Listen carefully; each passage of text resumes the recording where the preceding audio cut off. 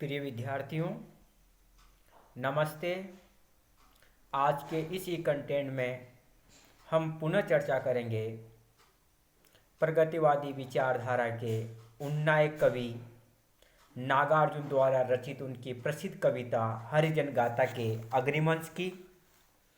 जैसा कि हमने गत एक कंटेंट में समझने का प्रयास किया था कि नागार्जुन कवि ने एक ऐसे अग्नि से युक्त हत्याकांड की चर्चा की थी जिसमें उच्च वर्ग के लोगों ने निम्न समझे जाने वाली हरिजन जाति के 13 लोगों को एक साथ जिंदा अग्नि में जला दिया था।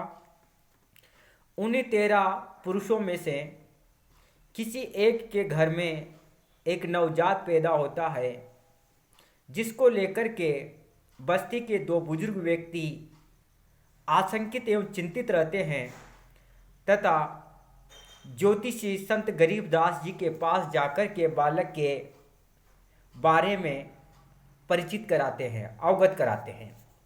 संत दास जी उस बालक के घर आकर के सामुद्रिक गुणों से युक्त ज्योतिष के आधार पर उसके शरीर की चेष्टाओं, अंगों एवं उसके चेहरे के तेज को देख करके मन ही मन उत्साहित एवं चिंतित होते हैं।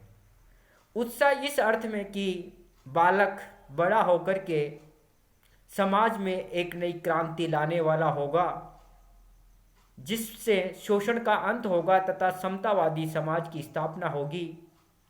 किंतु साथ ही साथ मन में चिंता भी रहती है कि कहीं ये बालक भी शोषित वर्ग, उच्च वर्ग, धनिक वर्ग के लोगों के हाथों में न चला जाए जो इसकी भी हत्या कर दे। परिणाम स्वरूप वह संत दास जी उस बालक को उस हरिजन बस्ती से कहीं दूर ले जा करके छिपाने की बात करते हैं तथा उसका पालन पोषण करने की बात करते हैं और कहते हैं कि ये बालक बाद में बड़ा होकर के जननायक बनेगा, जिसके साथ शोषित वर्ग के अनेक नवयुवक जुड़ेंगे और समाज में एक क्रांति लाएंगे।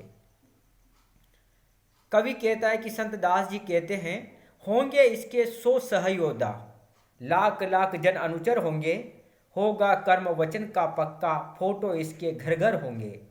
दिल ने कहा, हरे इस शिशु को दुनिया भर में कीर्ति मिलेगी, इस कलवे की तदबीरों से शोषण की बुनियाद हिलेगी।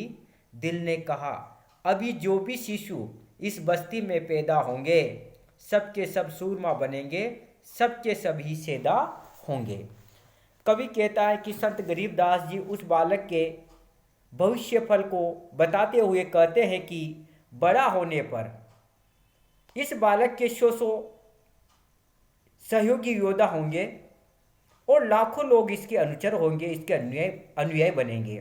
होंगे इसके 100 सहयोद्धा, इसके साथ शोषण का विरोध करने के लिए 100 योद्धा खड़े होंगे और लाख लाख जन अर्थात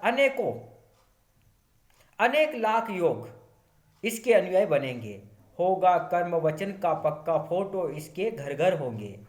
ये कर्म और वचन का पक्का होगा तथा समाज में अतिशय आदरणीय होने से प्रत्येक घर में लोग इसके फोटो लगाएंगे, छाया चित्र लगाएंगे, अर्थात इसे भगवान की तरह पूजेंगे। कहने का तात्पर्य है कि बड़ा होकर के ये बालक अपने नवयुग साथियों के साथ क्रांति का अगर दूत बनेगा, लाखों की संख्या में इसके अनुयायी बनेंगे और लोग इसे पूजेंगे। दिल ने कहा, अरे इस शिशु को दुनिया भर में कीर्ति मिलेगी, इस कलयुए की तदबीरों से शोषण की बुनियाद हिलेगी। कवि कहता है कि संत गरीबदास जी अपने दिल में, अपने मन में, अपनी आत्मा में, अपने हृदय में महसूस करते हैं और कहते हैं कि हरे इस शिशु को दुनिया भर में कीर्ति मिलेगी, कि इस बालक को भविष्य में सारे संसार में गौरव प्राप्त होगा, यश प्राप्त होगा, कीर्ति प्राप्त होगी, प्रसिद्धि मिलेगी और इस भाग्यशाली प्रिय बालक के प्रयासों से समाज के अंदर जो शोषण की नींव है वह हिल जाएगी, शोषण का अंत हो जाएगा, समाज में शोषण उत्पीड़न की बुनियाद पूरी तरह से हिल जाएगी, नष्ट हो जाएगी। दिल ने कहा, अभी जो भी शिशु इस बस्ती में पैदा होंगे सबके सब सूरमा बनेंगे, सबके सभी सेंधा होंगे। बाबा ने सच्चे दिल से कहा कि अब इस बस्ती में आज के बाद जितने भी शिशु उत्पन्न होंगे वे सब के सब सूरवीर बनेंगे, वह सारे के सारे महान पुरुष बनेंगे, यशस्वी पुरुष बनेंगे, सबके सभी सेंधा होंगे और सारे के सारे सामाजिक क्रांति के सूत्रधार बनेंगे, अर्थात महान साहसिक क्रांतिकारी होंगे। इस प्रकार की बात संत दास जी महाराज उन दोनों बुजुर्गों से तथा बस्ती के अन्य लोगों से कहते हैं। आगे कवि कहता है कि संत दास जी कहते हैं, 10 दिन वाले श्याम सलोने शिशु मुख की ये छटा निराली, दिल ने कहा भला क्या देखे नजरे गीली पलकों वाली। थाम लिए विहल बाबा ने अभिनव लघु मानव के मृदु पग, पाकर इनके परस जादुई भूमि अकंटक होगी लगभग। बिजली की फुर्ती से बाबा उठा वहां से बाहर आया, वह था मानो पीछे पीछे, आगे थी बासवर शिशु छाया। लौटा नहीं कुटी में बाबा, नदी किनारे निकल गया, लेकिन इन दोनों को तो अब लगता था सब कुछ नया नया। इस घटना के बाद जब वह संत दास जी उस बालक के, नवजात शिशु के मुख प्रत्यांगों को देख रहे थे तो कहते हैं कि उस सुंदर सांवले बालक को जन्मे अभी 10 दिन ही हुए थे। 10 दिन वाले श्याम सलोने सांवले सुंदर रूप वाले उस बालक को जन्मे हुए पैदा हुए अभी 10 दिन ही हुए थे, किंतु उसके मुख की जो छटा थी, जो सौंदर्य था, वह बड़ा ही निराला था, अद्भुत था, अनोखा था। बाबा ने कहा कि दिल ने कहा भला क्या देखे नजरे गीली पलकों वाली। बाबा ने कहा कि अब इसके भविष्य फल को क्या देखें। उस समय बाबा की पलकें गीली थी और भावावेश से, करुणा से, आर्द्र हृदय से विहील हो रहे थे।